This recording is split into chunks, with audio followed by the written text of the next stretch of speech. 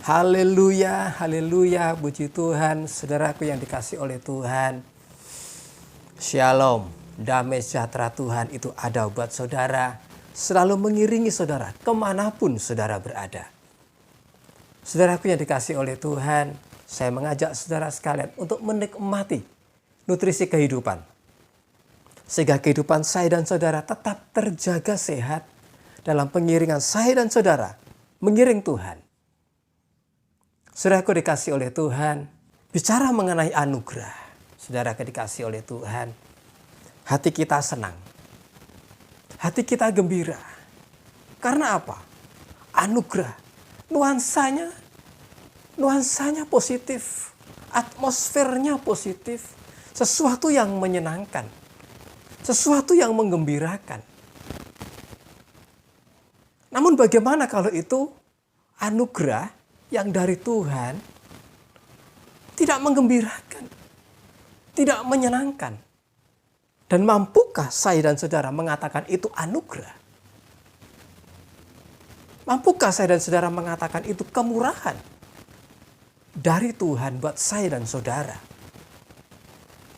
Ayub mengatakan, tidakkah kita bisa menerima apa yang Tuhan beri itu baik? Dan tidakkah kita juga bisa menerima apa yang Tuhan beri itu tidak baik? Ayub mengatakan kepada istrinya demikian. Saudaraku dikasih oleh Tuhan, kita belajar dari Injil Markus pasal yang ke-6. Injil Markus pasal yang ke-6 ayat yang ke-45.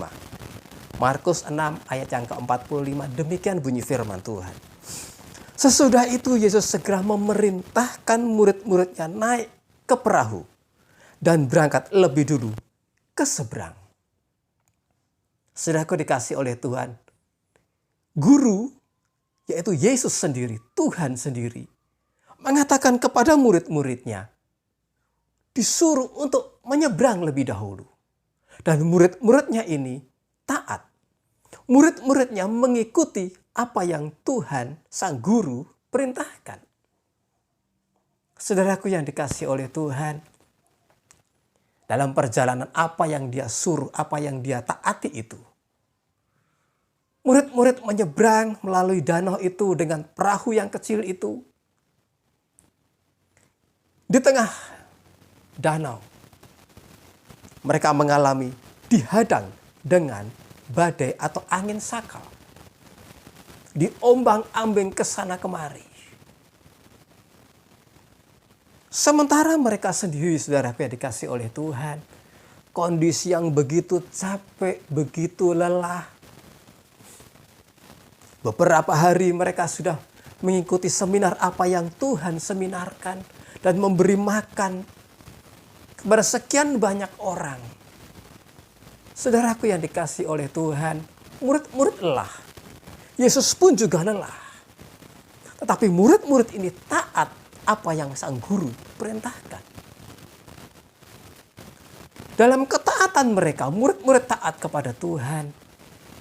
Namun, mereka menghadapi masalah, mereka menghadapi problema, menghadapi rintangan, menghadapi tantangan berupa angin di tengah danau.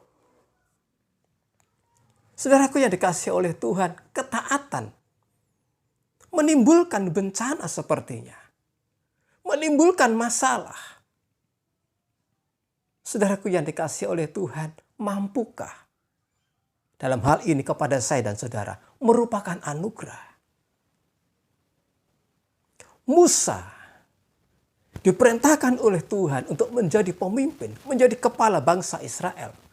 Memimpin bangsa Israel. Dan Musa pun taat apa yang Tuhan Allah itu mau. Apa yang terjadi menghadapi bangsa yang besar ini?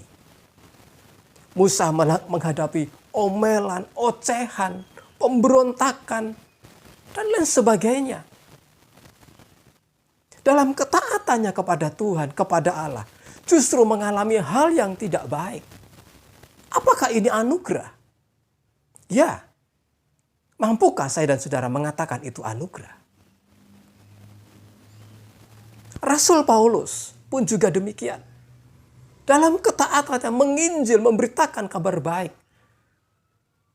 ke kota A, pergi ke kota A lagi, lanjut ke kota selanjutnya.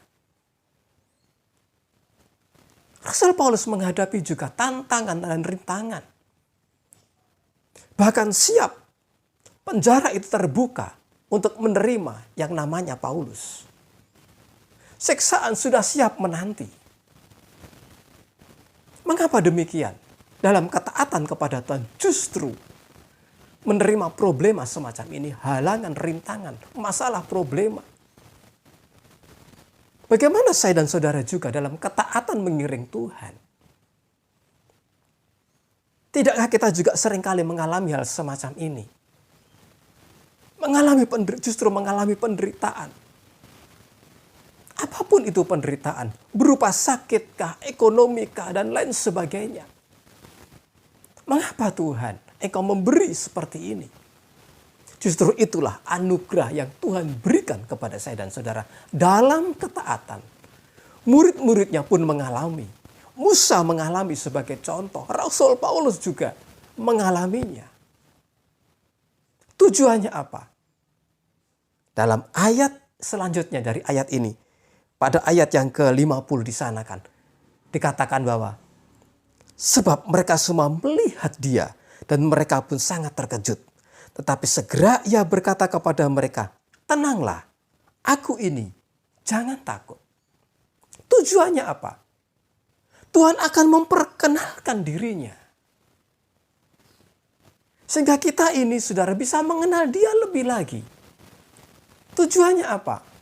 Kita mengenal dia, kita dekat dengan dia. Saudaraku dikasih oleh Tuhan.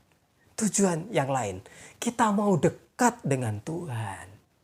Kalau kita dekat dengan Tuhan, Tuhan juga akan menunjukkan siapa dia. Jangan takut. Ini aku. Tenang. Saudaraku dikasih oleh Tuhan. Bukankah ini anugerah? Bukankah ini anugerah? Tidak selamanya anugerah itu menggembirakan. Tidak semuanya anugerah itu menyenangkan.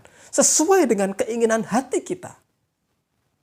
Tetapi pada saatnya juga anugerah itu berupa anugerah yang tidak nyaman. Yang boleh dan saya nikmati. Kembali lagi tujuannya apa? Kita semakin dekat dengan Tuhan. Kita semakin boleh mengenal siapa Tuhan.